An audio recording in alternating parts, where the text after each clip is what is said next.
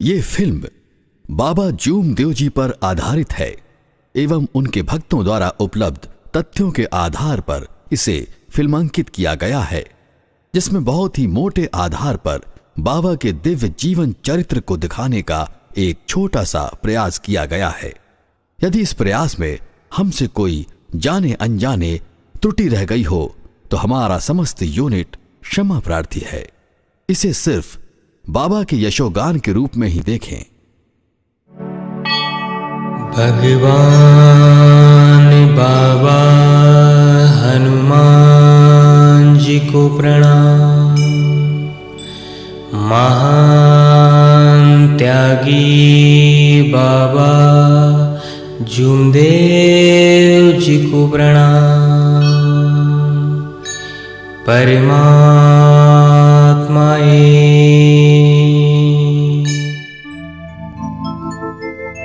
महान विभूतियों की जननी है, जिसने समय समय पर ऐसी ऐसी महान शक्तियों को मानव रूप में जन्म दिया है, जिन्होंने इस धरा पर मानव सेवा, सत्य, मर्यादा एवं प्रेम की अविरल गंगा प्रवाहित की है।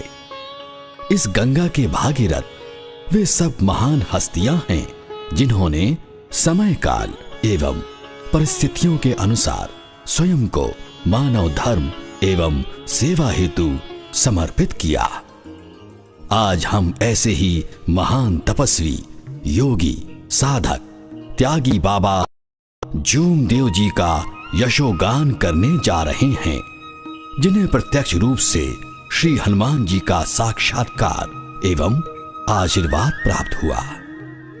आपके द्वारा स्थापित मानव धर्म युगों युगों तक समस्त ब्रह्मांड में सत्य, मर्यादा एवं प्रेम जैसे शाश्वत मूल्यों की ज्योति प्रज्वलित कर मानवता का प्रकाश प्रस्फुटित करेगा। आपका जन्म भारतवर्ष के महाराष्ट्र प्रदेश में नागपुर नामक शहर में हुआ। इसी शहर के गोलीबार चौक नामक मोहल्ले में बसे ठुब्रीकर खानदान में आपका जन्म हुआ। हलवा जनजाति के इस परिवार में 4 भाई तानवा, महादेव, विठोबा और बालाजी रहते थे, जिनका मूल व्यवसाय बुनकरी था। घर के आर्थिक हालात अत्यंत नाजुक होने के बावजूद चारों भाई मिलजुल कर प्रेम पूर्वक अपनी गृहस्थी चलाते थे। आम बच्चों जैसा बचपन, लेकिन दिव्यता की झलक चेहरे पर अवश्य विद्यमान थी। पारिवारिक हालात के चलते आपकी शिक्षा मराठी भाषा की कक्षा 4वीं तक ही हो पाई। प्राइमरी स्कूल के नियमित विद्यार्थी के रूप में हमारे बाबा जूमदेव जी एक होनहार छात्र थे। नियम से स्कूल जाना व समय पर घर पहुंचना उनकी दिनचर्या थी। लेकिन जब भी स्कूल से वापस आने पर वे अपने घर आकर दरवाजे पर दस्तक देते और कोई प्रतिक्रिया न होने पर दरार से झांक कर देखते तो उन्हें मां की बजाय विशालकाय एक आंख दिखाई देती थी। दरअसल उनके दिव्य प्रारब्ध ने अपने शुभ संकेत देना आरंभ कर दिया था। तत्पश्चात आपने पढ़ाई छोड़कर अपने परिवार की सहायता का संकल्प कर अपनी आयु के 12वें साल से पारिवारिक बुनकरी के कार्य की शुरुआत की। चूंकि प्राचीन काल में शारीरिक सौष्ठव का अत्यंत महत्व था, बालक जूमदेव को भी बचपन में अखाड़े जाने का बड़ा शौक था और वे कुश्ती में अत्यंत पारंगत भी थे, जिस कारण से वे उस परिवार में पहलवान के नाम से प्रसिद्ध थे। उम्र के कुछ बसंत और बीते। सामाजिक प्रथाओं एवं रस्मों के अनुरूप वर्ष 1938 में बाबा जी की उम्र के 17वें वर्ष में आपका विवाह नागपुर जिले के ही खापा गांव के निवासी बापूजी बुर्डे की सुकन्या एवं तड़फदार व अग्रगण्य बुनकर नेता श्री सोमाजी बुर्डे जी की छोटी बहन वाराणसी बाई के साथ संपन्न हुआ। विवाह होने के 2 वर्ष के उपरांत यानी 19 वर्ष की आयु में आपने बुनकरी का व्यवसाय छोड़ दिया और सेठ केसरी मल के यहाँ बही खाता लिखने का कार्य 30 रुपए मासिक वेतन के आधार पर करने लगे। ये सोने चांदी के जेवरों की दुकान थी। कर्तव्यनिष्ठ, कर्तव्यपरायण, सदा सत्यगामी बालक जूमदेव जी के महान गुणों में से एक सत्य व ईमान का प्राकट्य इसी दुकान में घटने वाली एक घटना से हुआ।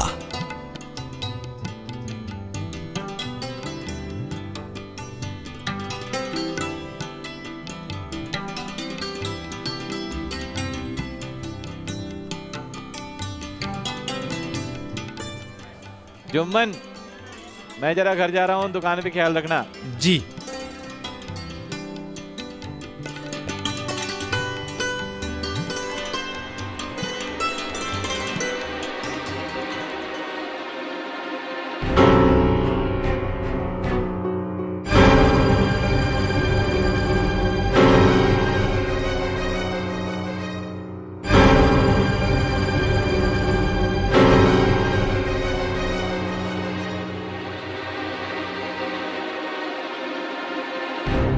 हे देवा, इतना कीमती हार बाहर कैसे पड़ा है? अच्छा हुआ मेरी नजर पड़ गई, वरना ये किसी के हाथ लग जाता तो पता नहीं क्या हो जाता। क्या करूं? अलमारी तो बंद है, अब इस हार को कहां रखूं? यहां पर रखने से तो गड़बड़ हो सकती है। मुझे यह हार मामा जी के पास पहुंचा देना चाहिए।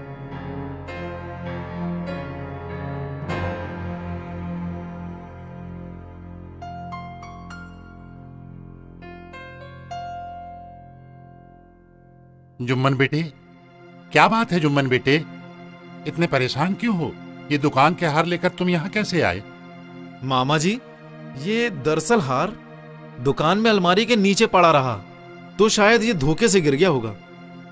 मदन भैया भी दुकान पे नहीं थे, इसलिए हार मैं आपके पास ले आया। अरे कोई डाका को बोल जल्दी बुलाओ, आजकल दुकान में बहुत लापरवाही हो रहा है। जी मामा जी, आपने मुझे बुलाया? अरे ये बतलाओ, वो हार जो दिए थे दुकान में रखने के लिए, वो हार कहाँ है? मामा जी, मैंने दुकान की अलमारी में रखा हुआ था। अलमारी में रखा था? जी मामा जी। तुम्हें अच्छे से याद है? जी मामा जी, मुझे अच्छी तरह याद है, हार अलमारी में ही रखा हुआ था। अगर तुमने वो हार अलमारी में रखा था तो ये हार कहाँ से आया? अरे फिर ये क्या है?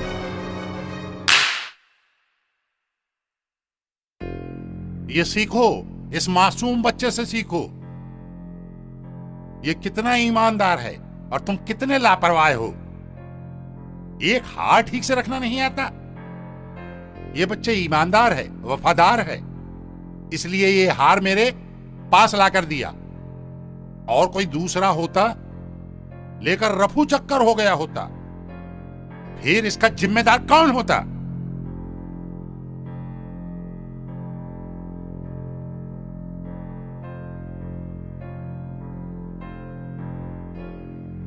इस घटना के उपरांत बाबा जी के मन में यह विचार आया कि मदन सेठ का छोटा भाई अनाप शनाप पैसा खर्च करता है। इसी पैसे की खातिर वो किसी दिन दुकान में भी कुछ गड़बड़ कर सकता है। ये सब लोग जो आज मुझे ईमानदार कहते हैं, कल किसी घटना के घटने पर इनका दृष्टिकोण भी बदल सकता है। आखिर मैं एक कर्मचारी ही हूं। कल किसी कारणवश ये लोग अपने भांजे का पक्ष लेकर मुझे बदनाम कर सकते हैं। अतः ऐसी किसी भी स्थिति के आने के पूर्व ही मुझे ऐसे स्थान को त्याग देना चाहिए। और इस प्रकार के विचार आते ही बाबा जी ने वो नौकरी छोड़ दी और पुनः साड़ियां बुनने का कार्य करने लगे।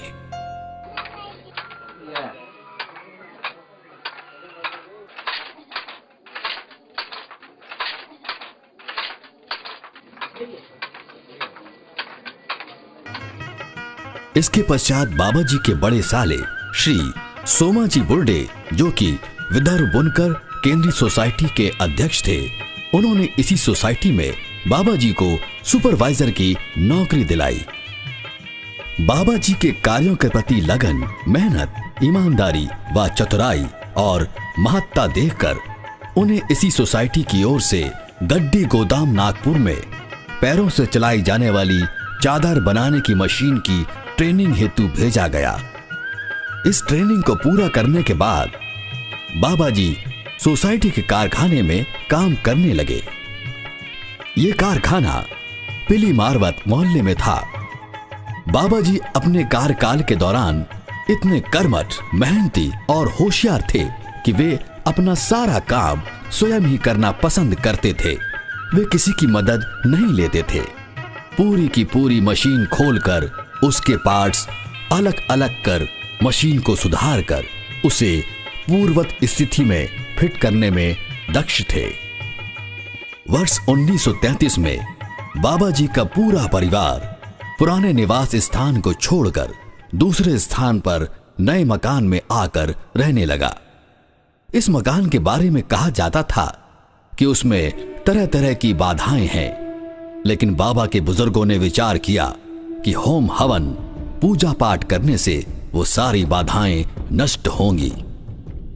भूत बाधाओं के विनाश हेतु बाबा रोजाना 2-3 बार हनुमान चालीसा पढ़ते थे, परंतु घर में परेशानियां पूरे 12 वर्षों तक बनी रहीं।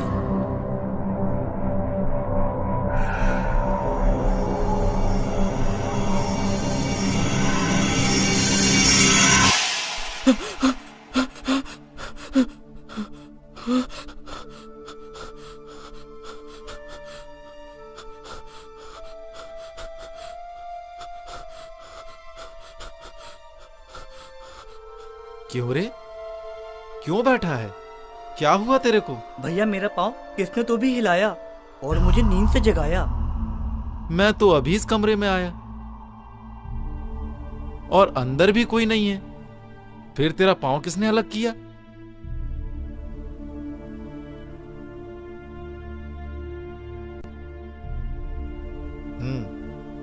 इस घटना के बारे में मुझे सोचना ही होगा।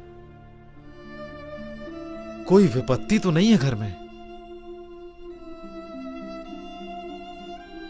मुझे तांत्रिक के पास जाना ही होगा। वर्ष 1945 में नवंबर माह में, जबकि इन समस्याओं से निजात पाने के लिए बाबा किसी मांत्रिक के यहां जाने की तैयारी में थे, तब उस वक्त बाबा जी की हनुमान जी से की गई प्रार्थना सफल हुई और आपके यहां कभी ना आने वाला एक साधारण व्यक्ति आया।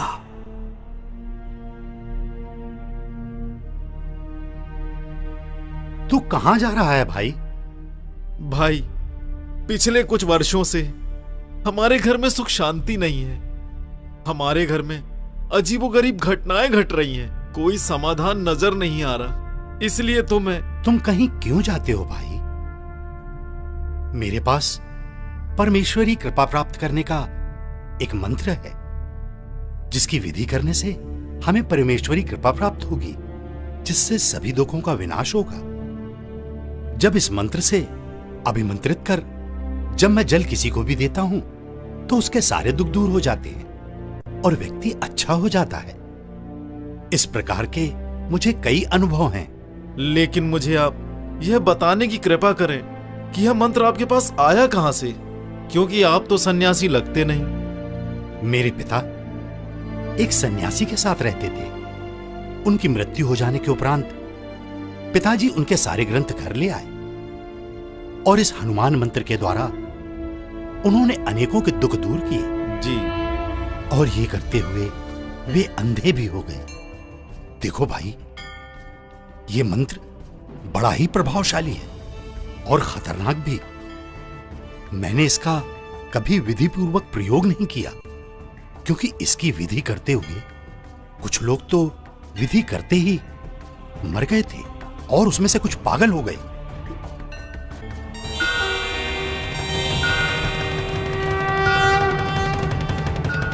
पर ये विधि मैं अवश्य करूंगा, ये विधि मैं अवश्य करूंगा। अपने घर की सुख शांति के लिए ये विधि मैं अवश्य करूंगा। तो इस तरह बाबा को वो दिव्य मंत्र प्राप्त हुआ जिससे छोटे भाई को राहत मिली। और तब बाबा ने विचार किया कि इस मंत्र की विधि को विधि विधान से पूरा कर परिवार के दुखों को दूर करना होगा। इस प्रकार हमारे बाबा जी को भगवत प्राप्ति का मार्ग मिला। एक लंबे विचार विमर्श के उपरांत ये तय हुआ कि चूंकि ये मंत्र बेहद प्रभावशाली और खतरनाक भी है, इसलिए बाबा जी ने ही उस विधि को 41 दिन तक करने का निर्णय लिया, इस भावना के साथ कि उस मंत्र को विधि विधान से सिद्ध करने पर घर के सभी कष्ट नष्ट होकर पूरे परिवार को सदैव सुख और समाधान मिलेगा। या तो भगवत प्राप्ति होगी या मैं मरूंगा, परंतु पीछे नहीं हटूंगा। ये संकल्प बाबा की महानता को दर्शाता है।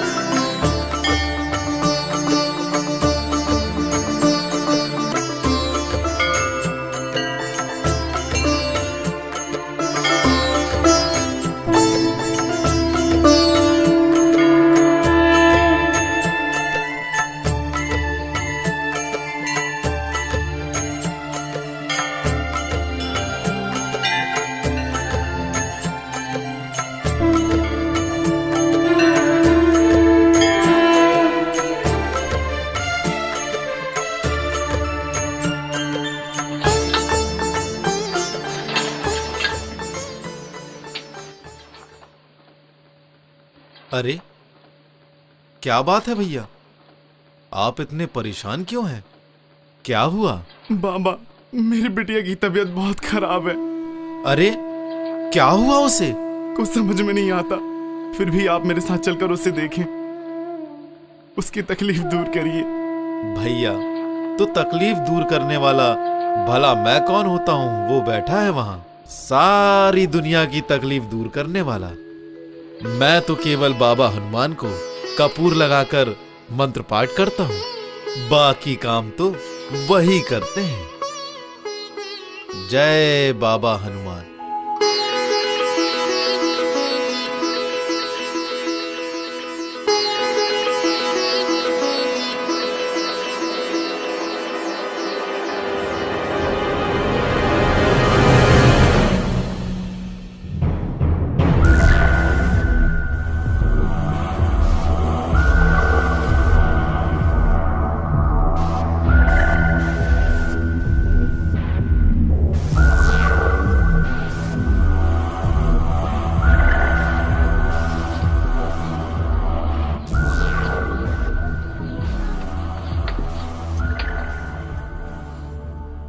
बाबा हनुमान जी, इस बच्ची को तो बेहद कष्ट है।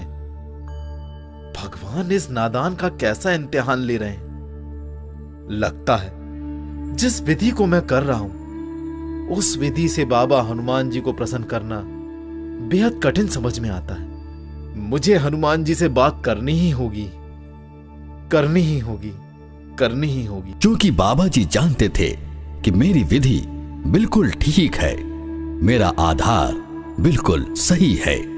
इस बच्ची की तकलीफें इसी विधि से दूर होंगी। बाबा का निश्चय बिल्कुल अटल था। उनका विश्वास क्षण मात्र को भी डगमगाया नहीं। हे बाबा हनुमान जी, आप अंतर्यामी हैं, सर्वज्ञ हैं, आपसे कुछ भी छुपा हुआ नहीं है। किस कारण से प्रभु आपने मुझ पर इतनी विपत्ति ला रखी है? उस बच्ची की तबीयत बेहद खराब है, मुझे उसकी ऐसी हालत देख ही नहीं जाती प्रभु।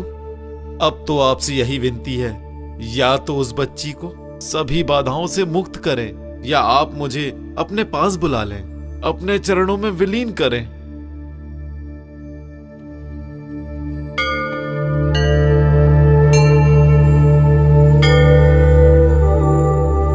दूसरे दिन यानी विधि के 22वें दिन नियत समय अनुसार बाबा जी हनुमान जी के मंदिर गए और विधि आरंभ की।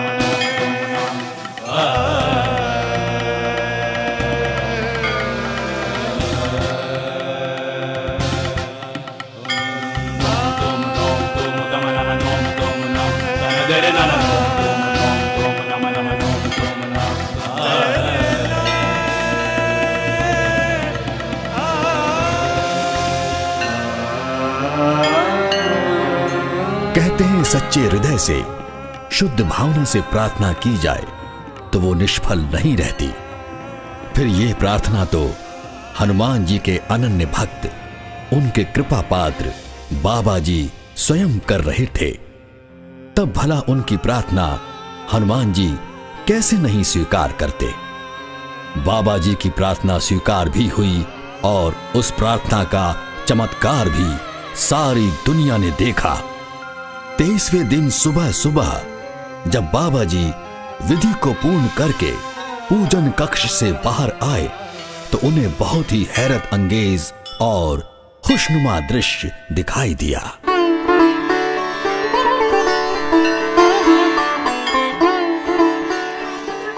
सारे जग का संकट दूर करने वाले बाबा हनुमान जी, आप कितने महान हैं, आप कितने दयालु हैं, आपकी महिमा अनंत है, आपके दया की कोई सीमा नहीं। आपने मेरी प्रार्थना स्वीकार कर ली।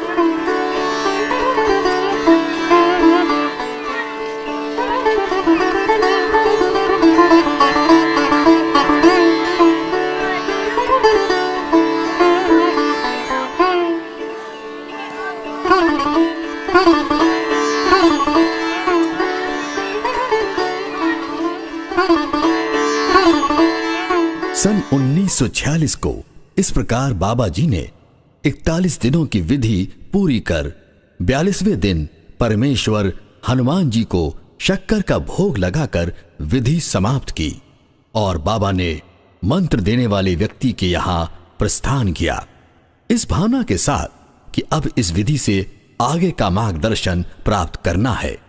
और बाबा जी की लगन, निष्ठा, समर्पण देख उक्त सज्जन ने बाबा जी को आगे का विधि विधान सहर्ष बताया।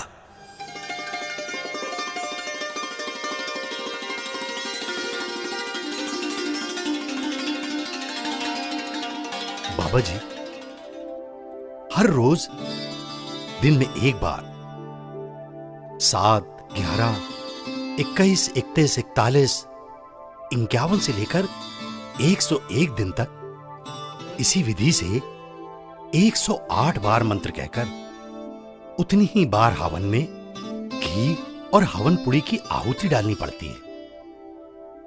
जिस सन्यासी ने यह बात मेरे पिताजी को बतलाई थी वो त्रिताल यानी कि एक रात में 3 बार हवन किया करता था। एक रात में 3 बार हवन? जी हां, उसकी विधि के अनुसार ऐसा हवन सूर्यास्त के बाद आरंभ करना चाहिए एवं रात भर में 3 बार हवन कर सूर्योदय के पहले समाप्त कर देना चाहिए।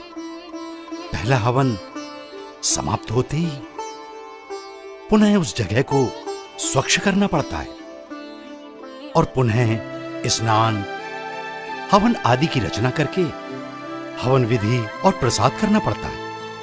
उसके उपरांत फिर जब तीसरी बार हवन करते हैं तो वही प्रक्रिया हमें दोहरानी पड़ती है। तो पुनः स्नान, स्वच्छता, प्रसाद वगैरह करना पड़ता है और इस तरह से रात भर में 3 बार हवन करने पड़ते हैं। देखिए, इस हवन को भी आप 7, 11, 21, 41 से लेकर 101 दिन तक कर सकते हैं। इस हवन में क्या क्या सामग्री लगती है? इस हवन में रानगोबरी, पिंपल, बरगद, संतरा, मौसम्बी, आम, उंबर आदि 5 पेड़ों की लकड़ियां, उसके साथ ही नारियल, सुपारी, पान, फल फूल, हार बेल आदि सामग्री एवं हवन में डालने हेतु घी, दही, दूध, केला के अलावा बाबा हनुमान जी की एक सुंदर सी फोटो, गौमूत्र, चंदन चूरा, हवनपुरा, अबीर, सेंदूर, गुलाल आदि सामान लगता है और प्रसाद के लिए हलवा बांटना पड़ता है।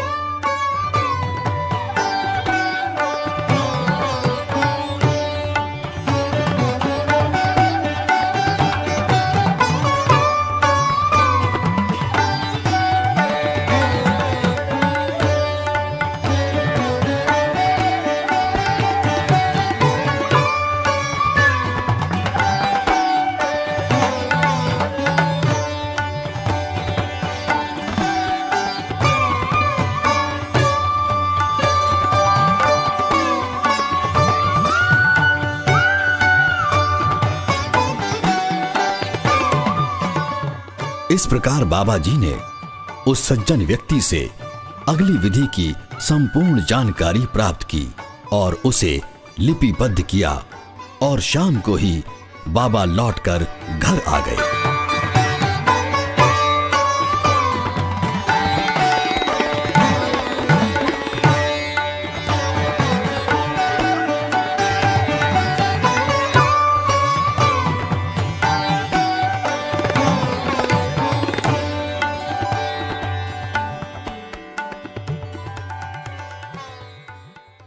घर के सभी लोग उनका इंतजार कर रहे थे। बाबा ने घर वालों को सारी जानकारी दी कि इस विधि में बहुत खर्च हो सकता है, इसलिए हम दिन भर बुनकरी कर, शाम को मजदूरी मिलने पर सामान की खरीदी कर रात को त्रिताल हवन करेंगे।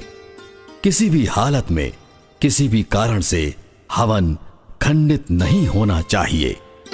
इस पर सभी लोगों ने गंभीरता पूर्वक विचार किया और दूसरे दिन से 7 दिनों तक त्रिताल हवन करने का निश्चय किया, जो कि एक बेहद कठिन और कठोर मेहनत वाली विधि थी।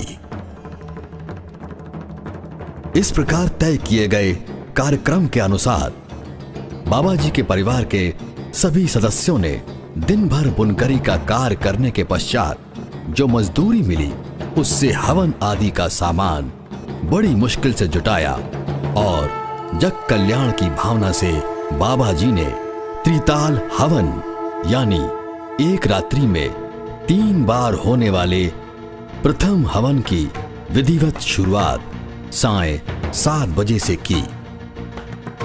इस मार्ग के सेवक जिस प्रकार से हवन की रचना करते हैं, ठीक उसी प्रक्रिया को अपनाने के बाद हवन कार्य आरंभ किया गया। पहला हवन समाप्त होते ही दूसरा हवन, पुनः संपूर्ण विधि, फिर इसी विधि से तीसरा हवन। इस प्रकार पूरे 7 दिनों तक त्रिताल हवन विधिवत किया गया। इस दौरान पहला हवन समाप्त होने पर भोजन करने के बाद दूसरा हवन रात को 11 बजे से प्रारंभ किया गया एवं तीसरा हवन रात्रि 3 बजे प्रारंभ करके सुबह 5 बजे समाप्त हुआ। बाबा स्वयं हवन करते थे, अन्य किसी को भी हवन में आहुति डालने की अनुमति नहीं थी। हवन करते वक्त बाबा किसी से बात नहीं करते थे, किसी वस्तु की आवश्यकता पड़ने पर इशारा करते थे और जब कुछ पूछना हो तो लिखकर पूछते थे। इस त्रिताल हवन में श्री जागोबा जी जगह की साफ सफाई करते थे, रंगोली रचना इत्यादि भी करते थे। तो हमारी आई वाराणसी माता जी प्रसाद तैयार करती थीं।